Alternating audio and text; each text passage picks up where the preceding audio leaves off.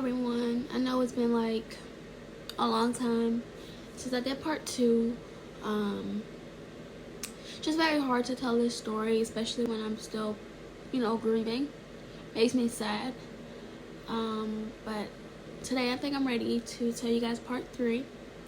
So I believe I left off with a whole bunch of videos, pictures, of Jameson's surgery process. So basically, my son was still stuck on the heart and lung machine for a very long time. And my husband and I, we just went to go see him every day, as much as possible. And my son, oops, my fault. James always tell me that I'm a savage. How can I go there every day? How can I look at him like that? How can I do this? How can I do that? And I really don't have an answer. I didn't really think about it. Like, I just did it. I just got up, took a shower. My days was like the same every day. I got up, took a shower, ate breakfast, and I went to go see Jameson. Unless I physically could not, which only happened like once. Yeah, one day I could barely move. Like, I don't know, I must be was running on adrenaline for like ever. Like, I'd just be moving like I did not just have a baby. And one day it felt like I just had a baby. Like, I could barely walk. I don't know, I was like limping. I was 2-stepping. But I was on the way to see Jameson. And then James said, maybe you should just stay home for a day. I was like, who's going to see Jameson? So he convinced me to stay home. And he went to see Jameson, FaceTime me, so I could see Jameson as well. And I talked to the doctors, and they said, you should stay home and you should rest. Jameson's in good hands. I said, okay, thank you. In one ear, out the other, because I was right back there tomorrow. I just needed a day to get my life together, and I'll see you tomorrow, Jameson. That's what I was thinking. So yeah, basically, we just went to go see Jameson every day. Same condition, nothing changed. And James always he's like iffy before going in, like every single day. And eventually he got to this point which made me so happy. Like I said, at one point I realized I just had a baby. I was 2-stepping. And he will be leaving me down the hallway. You can hear him as soon as he get in the door. He'll be like, hi, son. And it's just super cute to see their relationship. Yeah, it was nice to see. But I am what you call an observer. I look around at my surroundings and I pay attention to detail. So at the beginning, after Jameson's first surgery, so much James in my life, I keep getting confused. After Jameson's first surgery, he had tons of doctors. It was just a lot of people in the room at all times. But as time progressed, I noticed that there were less and less more people in the room. He only had a nurse and a echo machine person, which is only 2 people. He went from having 4 or 5, to 2 people. He went from having people check on him all day to just those 2 people. So in my mind, I'm thinking nothing's changing. He's just stable. So while I'm observing that there are less and less more people in my son's room, I'm also observing my husband and Jameson's relationship. Like, he goes to the table and he's rubbing his head and he's holding his hand and he's noticing different features about Jameson. Oh, look, he has your lips and he has such and such toes, and it's adorable. It's cute. I love it. I'm happy for him. I'm happy that my husband is finally at a stage where he can go in the room and see Jameson as his son and not as, this. I'm not, you know what I'm trying to say. He can see him as his son, and that touched my heart to watch him grow to that point where he could just walk in the room and say, hey, son, blah, blah, blah, blah, blah. Before I say this, I want to say I'm not a Debbie Downer, and I never gave up on my son, but at a point in time, you got to go with the facts. And so at a point in my journey, I realized in my mind, like, I don't think my son is getting better. I don't think they're telling me everything. I think I come here every day and there's a nurse and an echo machine person where is all the other people that was here, you know, every day, all day? Where are the other people that's in and out? Where are those people? Where are they? They're not here. So in my mind, 99 things going through my mind, but I'm pretty sure that I'm right, but I don't want to be right. So I make up a list of questions, and I was afraid to tell my my husband what I was thinking, just because I watched him grow so much from waiting in the waiting room to being nervous before walking into the door, you know, from being in the room but not close to Jameson, just in the room, to like actually, you know, up close and personal, hey son, rubbing his head, holding his hand, how you doing? I watched that happen. So I didn't want to say what I was thinking because I had watched that they build that relationship. So I think that was pretty hard to even bring it up. So before bringing it up to my husband, what I was thinking, I gave my brother a call. I don't know. My brother, I don't know. He just gives great advice. And he actually listens to me. Like when I talk, he just listens. And he don't say anything. Yeah, whatever. I gave him a call. I told him how I was feeling and that I had some questions. I skipped a part. Okay, first, after I noticed all these, you know, the changes with how many doctors Jameson had, I just observed it, you know, for a couple of days, and then I decided that I needed to go home for a weekend to my actual house. I needed to get out of the Ronald McDonald house. I needed a break, not for Jameson, just so I could get my mind and myself together, and I don't regret it. You know, missing 2 days of seeing him, I don't regret it, because at the end of the day, I didn't want Jameson to think that anything was wrong. So I needed to be 100 so he can feel 100. And at that point in time, after observing all those things and all the crazy things going through my head, I just needed a breather to clear my mind, to get my life together, and so I could come back and be even stronger for Jameson. So I did that. And then after I did that, then I gave my brother a call. We're going to pick up from there. So the weekend while I'm at my house, although I'm not seeing Jameson physically, I still check on him. I called twice a day, and you know, everything's pretty much remaining the same. They tried to take him off the machine, but he didn't respond well. So I put him back on it 100%. Yeah. So yeah, back to giving my brother that call. So I gave him a call, tell him how I'm feeling. He listens to me, and I basically told him I need to ask the doctor some questions. He asked me, did I talk to James about it yet? And I was like, no, I really don't want to. You know, I don't want him to be angry at me because, you know, he think I'm giving up. I don't want that to happen. But I need to know. I really need to know. And, you know, big brothers, he advised me, just talk to James about it, blah, blah, blah. Yeah. Questions. One was, I don't remember exactly how I said it, but basically I asked was, you know, what is the real outlook on Jameson's condition? Like, you know, what it really is. Like, is it looking good? Is it not looking good? You know, what's up? Is his living expectancy still 80-90%? Would he have normal motor skills? You know, because he's a little behind, you know, laying on this table. He's not getting much accomplished. So at this point, I'm still on the phone with my brother, and I'm telling him my questions and what I'm going to ask because of what's going on and what's not changing. And he basically says, make sure you are prepared for the answer if you go in here and you ask these questions.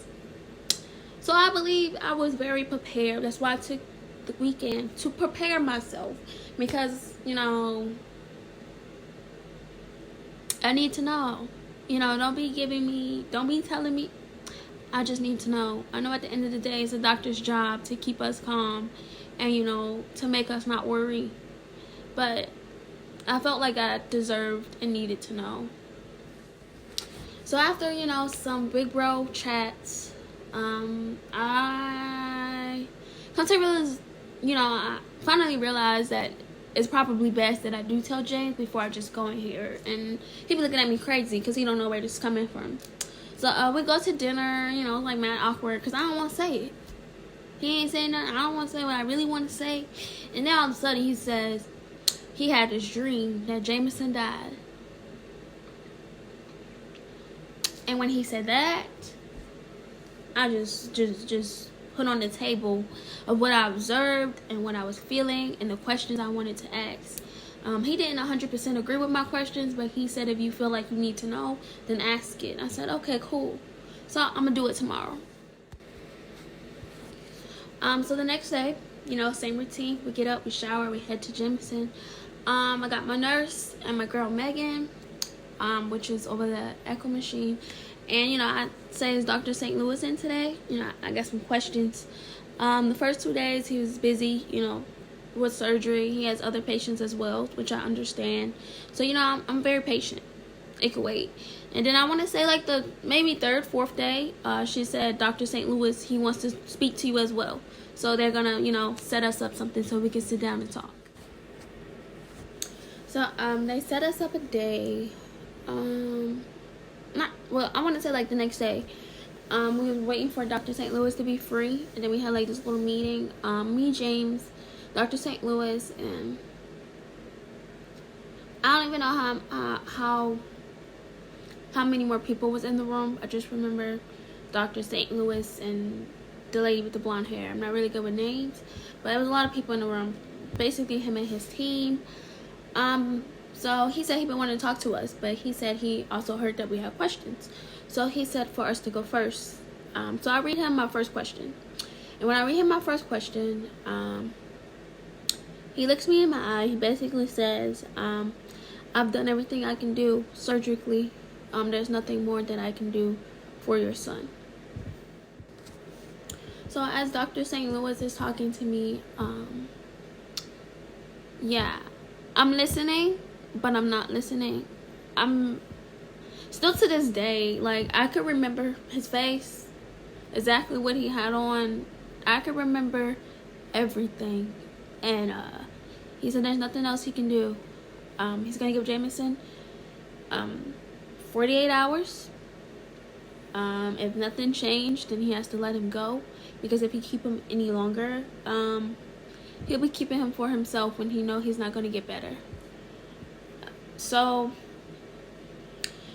I got the answer to my first question, so it voided the rest of my questions. There was no need to ask. So after that, basically his team is very consulting. I says, are we okay? We need anything? Then they left us the room. So after they leave the room, I can remember James. I was holding him as he was crying, and I was just thinking. Like, I didn't cry. I was just thinking. I was just sitting there, and he sat up and he said, you do know it's okay. You don't have to be afraid to cry in front of your husband. And I said, I know. But in my head, I was thinking, it's not you that I'm afraid to cry in front of. It's Jameson. He needs to know. He needs to believe that everything is okay and he did nothing wrong. And he needs to know that. So after we got ourselves together, gave myself a little pep talk in my head. I consulted James, so he was okay. And made sure he was good. Because we need to go back in this room and we need to see Jameson. And we need to continue to let him know that everything is okay. He did great. So we went to go see Jameson. Went home.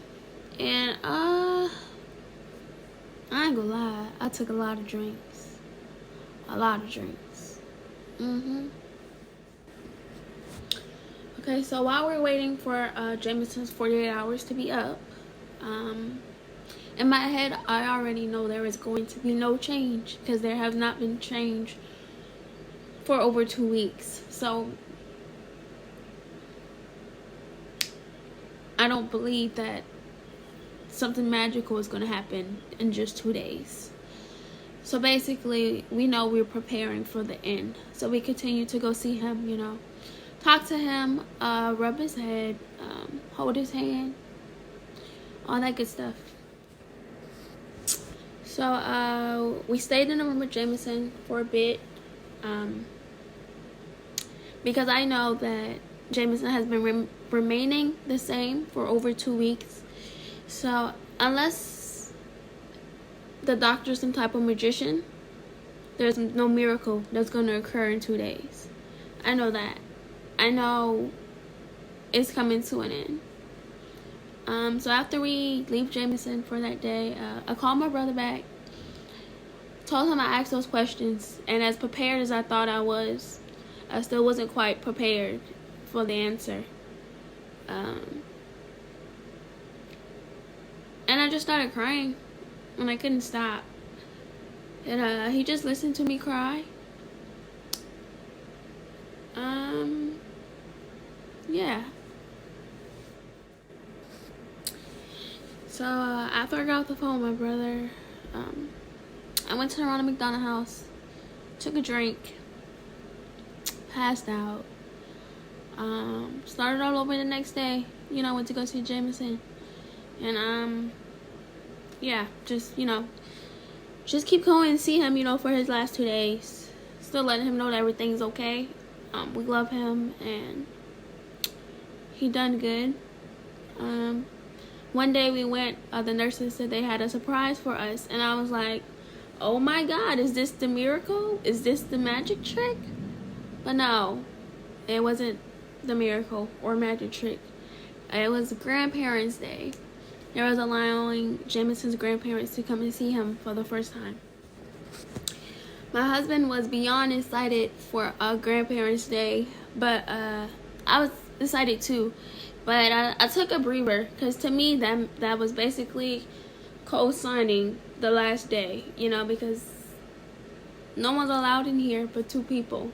So the fact that they're granting us more than 2 people, that means it's really the end. Like, oh my God, this is really it. So we both called our parents, and they rushed down and they see Jameson. So thank you guys for watching, and thank you for being patient with me as I tell Jameson's story. I'm going to stop it right here, and I think we're gonna have one more part, and it's basically gonna be Jameson's last day. I'm not gonna put it in here because I would like to go into detail with pictures and videos again as well.